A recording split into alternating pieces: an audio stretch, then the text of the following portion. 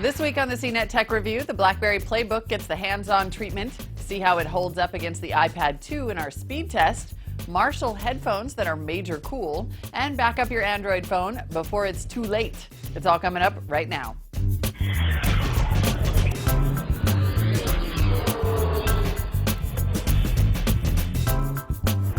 Hi everyone, I'm Molly Wood and welcome to the CNET Tech Review, where we collect our hottest videos of the week and tell you what's good and what's bad in the world of tech, plus offer some unique tech wisdom in the form of the bottom line.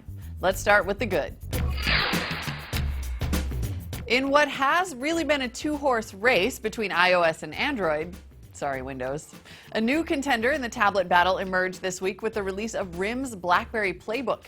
Billed as the future of the BlackBerry platform itself, the PlayBook is designed with business users in mind. And here is Donald Bell with his first look.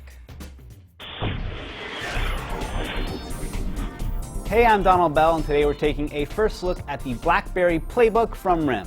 This is a 7-inch tablet priced at $499 for a 16GB version, $599 for 32 gigabytes, and $699 for 64 gigabytes. This version here only connects to the internet over Wi-Fi or a tethered connection to your smartphone, but a 4G model is coming out later this year. The screen quality is nice. There's a pair of stereo speakers on the sides here, a 3-megapixel camera up top, and a 5-megapixel camera on the back that can also record video at 1080p. On the bottom you get connections for an optional charging dock, a micro USB port for charging and syncing, and an HDMI port that can also crank out smooth 1080p video. The top of the PlayBook is a sour note for me. There's a headphone jack and a pair of stereo mics, that's fine, but the power button, if you can see it, is this little teeny tiny thing made for baby fingers. It's also the button you'll need to use for waking the screen out of sleep mode, so you'll have to contend with it every day. We thought a case might help, but for us it actually made the situation worse.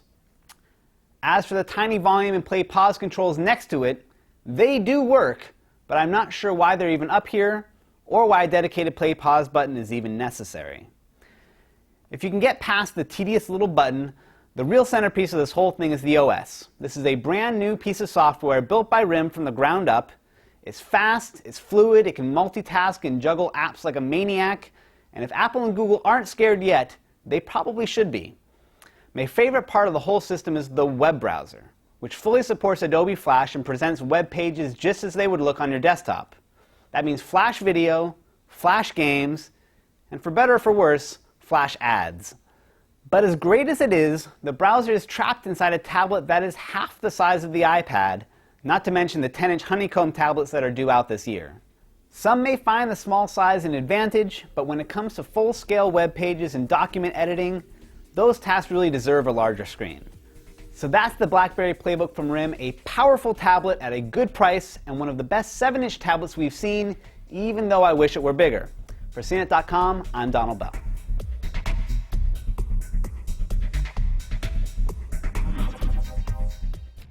So it's not as pretty or as big as the iPad 2, but how does the PlayBook stack up in terms of performance? Eric Franklin put them side by side in a good old-fashioned speed test to find out.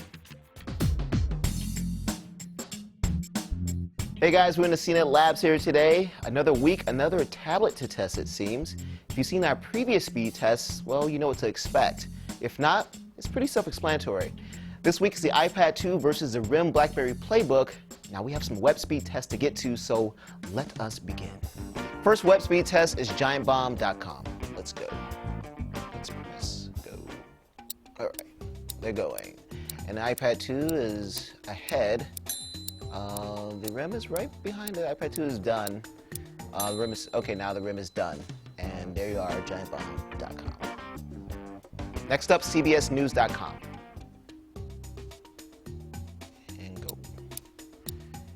They're off and running, and CBS News on the iPad 2 is holding. They're both holding. CBS News on the iPad 2 is done, and now the RIM BlackBerry is done as well. Now we're going to this little-known site. You may have heard of it. It's called CNET.com. Let's go. Okay, CNET.com on the iPad 2 is, well, it's coming in, and it's done. And the RIM is lagging behind a couple of seconds, and it's done now too. All right, there is CNET.com. And there it is. Both the iPad 2 and the PlayBook are fast. As you can see, the iPad 2 is a little bit faster. However, the PlayBook has full flash support, so that may have adversely affected its performance. Check out my full blog as I'll have more detailed results as well as results for the Motorola Xoom. Until next time. Personally, I don't mind waiting a couple extra seconds for a page to load if it means that the page is going to look right. Yay, Flash. But I also wouldn't mind watching my Flash video on a bigger screen. A couple of weeks ago, we showed you how to take advantage of Amazon's new Cloud Drive and Cloud Player services on your Android phone. Well, Sharon's back again this week, and as you're about to see, the Cloud Drive still isn't really that helpful if you have an iPhone, but there are some alternatives out there that you should check out. Storing and streaming music from the cloud is a nice alternative to storing it locally on your phone or computer. It gives you more storage space on your devices and allows you to access your music from anywhere. But when Amazon launched its Cloud Drive and Cloud Player, it gave iOS users no love.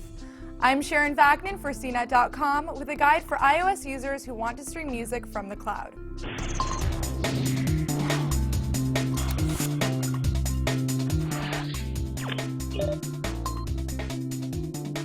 When Amazon's Cloud Drive and Player were first announced, we quickly figured out that even though there isn't a dedicated app for iOS, you can still stream music to your iPhone, iPod, or iPad.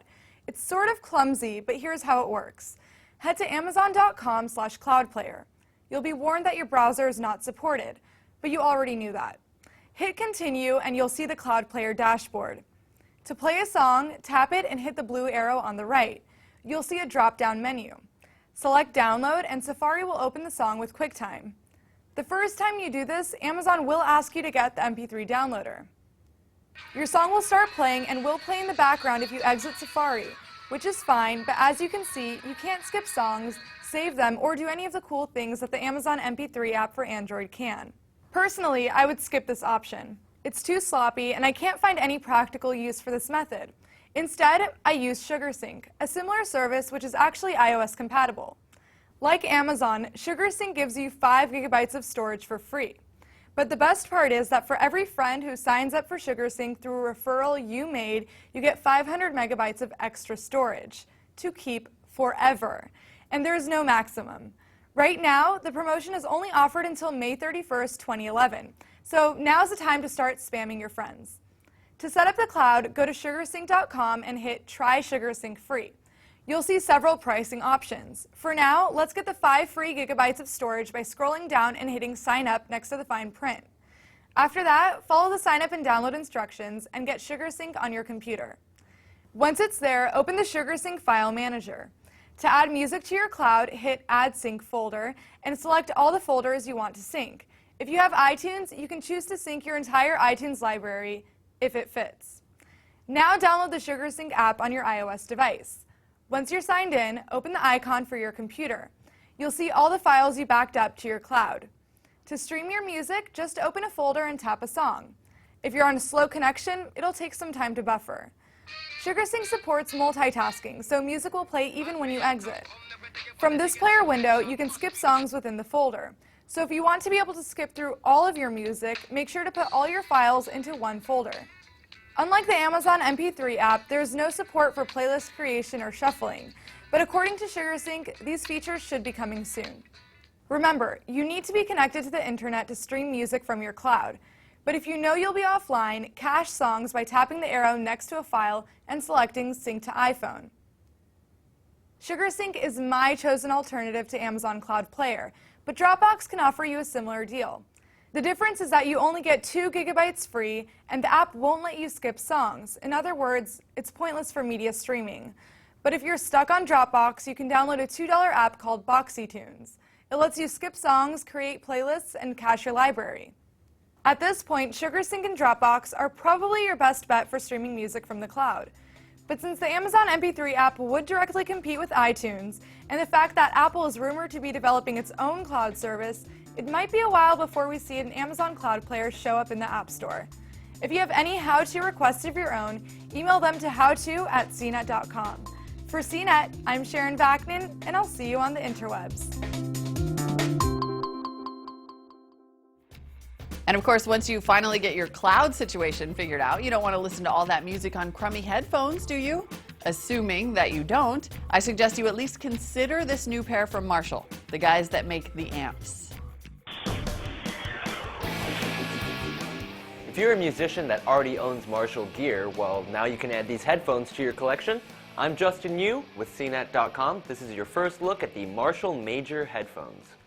The Majors are the company's first over-ear headphone, and they definitely live up to the company's strong legacy with a familiar shape and excellent acoustics to match its line of amps. They feature a closed-back on-ear design that does well at eliminating ambient noise around you, so you can focus on your music instead of that conversation going on next to you. Along the same lines, the sealed design actually helps keep others from hearing what you're listening to as well. Aesthetically, it's easy to tell who makes the headphones. They're clearly branded on both ear cups, and the interior even features Jim Marshall's own signature. Marshall adds even more distinction with a headband lined with Marshall's own Tolex flexible vinyl fabric that's been historically used to cover Fender guitar amps and guitar cases since the 1960s. Other small details of note include a swiveling wire cage for transport, tough rubber throughout for durability, and a straight wire that also features a coiled portion for extra slack. Sonically speaking, the Majors actually do sound great across all genres of music. They reproduced all of our test tracks with accuracy and a spatial sound that gives the audible illusion that the music is playing outside of your head instead of just between your ears. So whether you're married to the Marshall brand or you're just shopping for a new pair of passive noise-isolating headphones, you certainly will not be disappointed with this purchase. You can read all the details in our full review on CNET.com. But that's going to do it for me. I'm Justin Yu. These are the Marshall Major headphones, and that sounds good to me. Now, I know headphones are basically just little speakers you wear on your ears, but I'm not sure they need to look like little speakers that you wear on your ears. Although if Justin says they sound good, I would at least be willing to give them a try. And while I find out if those little Marshall amps go to 11, let's take a break.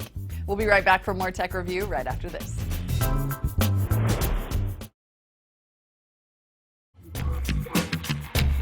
Welcome back to the CNET Tech Review, our weekly video digest of all things good and bad we've seen here at CNET TV. Continuing on, in the good. One of the cardinal rules of computing is backup, backup, and backup your backups. Well, that motto is just as true when it comes to your phone. iPhone users have it easy because iTunes can back up your phone every time you plug it into sync. But for all of us Android folks, it's not that cut and dry. So that's why we have Sharon Vaknin to show us how.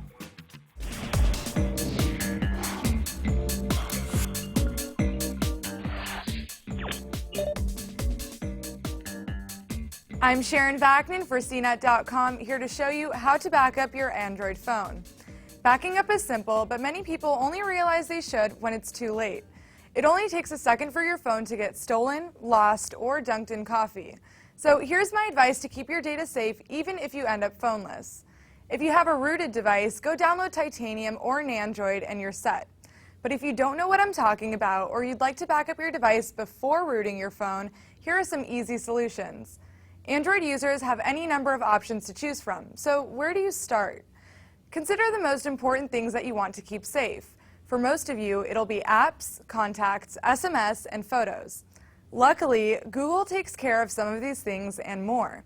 Go to Settings, Privacy, and make sure that Backup My Settings and Automatic Restore are checked off. Go back to the Settings menu and select Account and Sync and open your Gmail account. Check off everything and your calendar, Gmail, and contacts will be backed up to Google servers.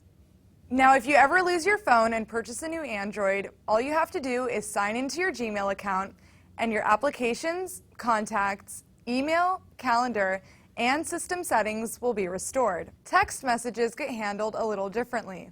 To back up your text conversations, download an app called SMS Backup Plus. It'll automatically back up SMS, MMS, and call logs to your Gmail account as threaded messages. Download the app, connect it to your Google account, and choose Backup to start syncing. Your text messages will show up under a new label in your Gmail account, and your SMS will continue to back up in the background. For some reason, Google hasn't configured automatic photo syncing yet, so here are some other options. If you use a cloud service like Flickr, Picasa, or PhotoBucket, there are third-party apps that will help you back up your photos wirelessly. Photo Bucket Mobile is neat because there's an option to auto-upload all of your mobile photos the way iFi does. Flickr Companion and Picasa Tool are also free apps that will let you upload your photos to their server, but they're not automatic. If you don't want to deal with all of those apps and all you want to do is store those photos on your computer, use the good old drag and drop method. Plug your phone into your computer, put it in disk drive mode, and open the drive.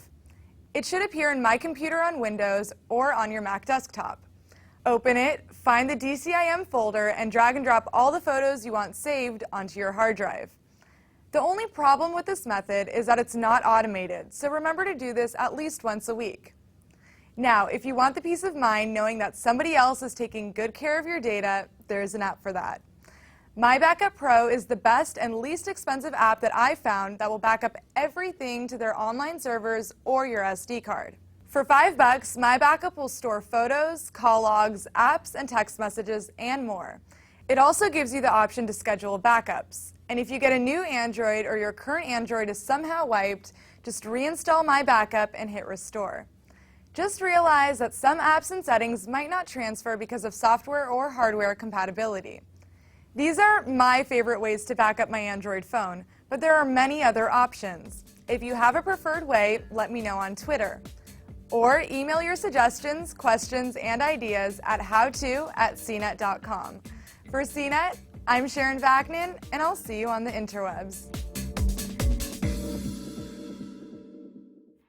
I have to say, the fact that you can do all that without ever having to plug your phone into a computer, so much better than iTunes. For many photographers, half the fun of taking pictures is tweaking all the settings and adding effects afterwards to create fun, artistic photos. And while there are hundreds of photo editing apps in the iTunes App Store, FX Photo Studio is by far one of our favorites. Here's Jason Parker to tell you why you should tap that app.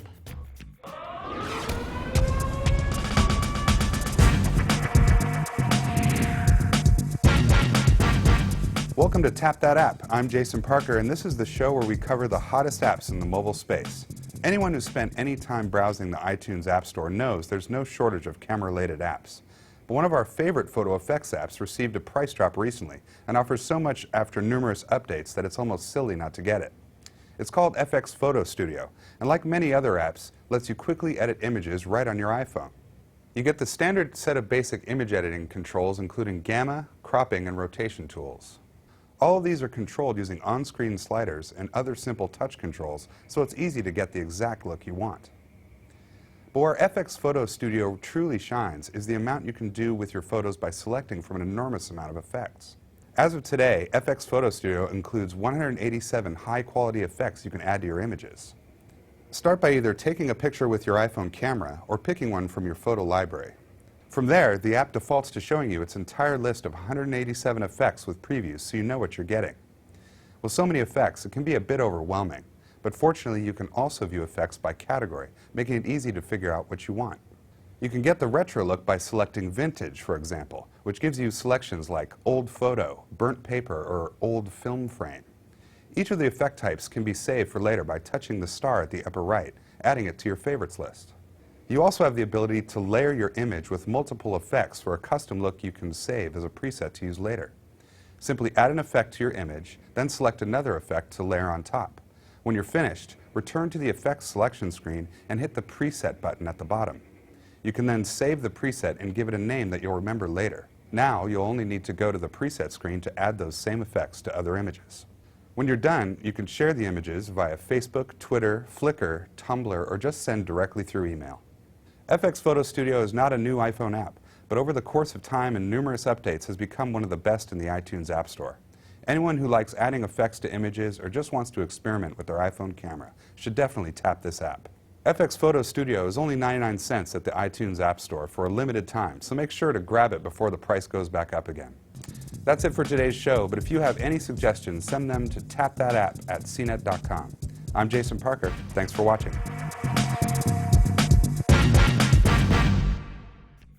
I bet that would be even more fun on the iPad's big screen. And 99 cents for all that? What a deal! All right, I've put it off for as long as I can, but it's time to check out the bad. My favorite part of this next video is the fact that Scott Stein makes so little effort to conceal his lack of enthusiasm for this Toshiba Satellite laptop. And I don't think it's because he has to review yet another laptop, but the fact that he has to review this one again. Hi, I'm Scott Stein, Senior Associate Editor at CNET.com, and this is the Toshiba Satellite A665S5176. Now, if I sound a little bit less than enthusiastic about that long series of numbers at the end of this satellite, that's because we've seen this satellite before. We reviewed Satellite A665 laptops, these big 15.6-inch models, last year. And what's new now? Well, new processors. The new Intel Core i3 is in here, which uses that new Sandy Bridge architecture that we've talked about, which gives you some better performance and some better graphics despite not having any dedicated graphics inside. On the other hand, it costs $799, which is right in that range of laptops. It's got a Blu-ray drive, which is nice. It's got a screen that's not as nice. It's a 1366 by 768 resolution, not bad, but it's not as crisp or as bright as we've seen on other Blu-ray laptops. The speakers are pretty great, Harman Kardon speakers, and we've liked those on all of those upper range satellite laptops. They really do boom, but not quite as much as we saw on, say, the Dell XPS 15, which had fantastic speakers. So if you like the idea of multimedia on your laptop, that could be a plus. It's got Intel wireless display, and it's got your 500 gigabyte hard drive, your 4 gigs of RAM. Overall, though, it's clunky, it's big, the battery life is good but not great, and you're sort of left in that middle ground. Honestly, you could do better. Let me give you some advice. Look at this one, but maybe look at some other laptops too. I'm Scott Stein, and this is the Toshiba Satellite A665S5176. Now, the Toshiba does have a few things going for it, but my guess is that if you end up buying it, you'll be just as ambivalent about it as Scott was. All right, let's go ahead and check out this week's bottom line. Other than the iMac, all-in-one desktop PCs don't get a ton of respect these days. But HP's TouchSmart has intrigued us with previous models, and HP might finally have cracked the nut.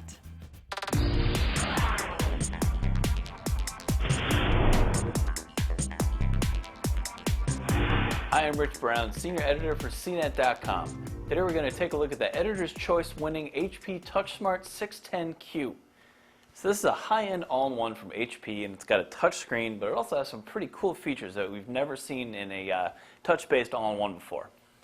One of the best things about this system is its case. It's a brand new design from HP, and it comes with a new feature that lets you tilt the system down so it becomes sort of a touch console.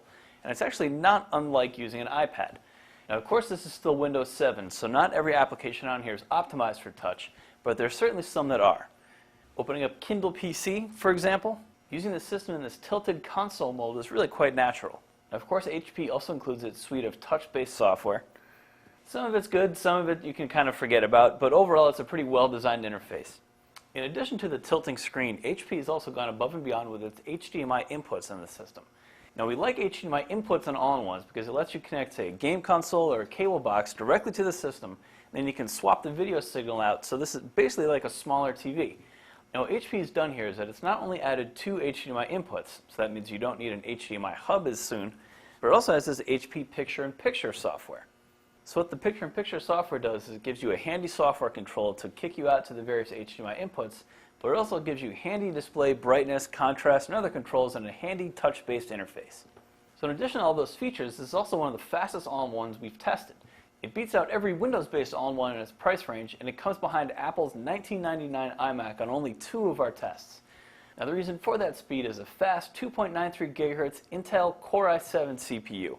That makes the system fast enough to handle any day-to-day productivity or even consumer-level digital media editing. We expect gamers will also appreciate the 2 GB AMD Radeon HD 5570 graphics card. That's a pretty solid mid-range card, and it'll play pretty much anything out there at full 1920 by 1080 resolution and with basic image quality.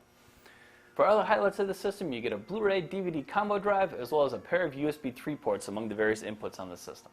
So for its price, its performance, and the various innovations around this case, this is easily one of our favorite all-in-ones. So I'm Rich Brown, and this is the Editor's Choice winning HP TouchSmart 610Q. The bottom line this week? That's a hell of a big e-reader. Seriously though, the TouchSmart has been all about potential for a long time, and it's nice to see it finally be all that it can be, and speedy to boot. Look out, iMac. All right, folks, that's our show. We'll be back next week with a brand spanking new CNET Tech review. Until then, there are tons of great videos available every day at cnettv.com. I'll see you next time, and thank you for watching.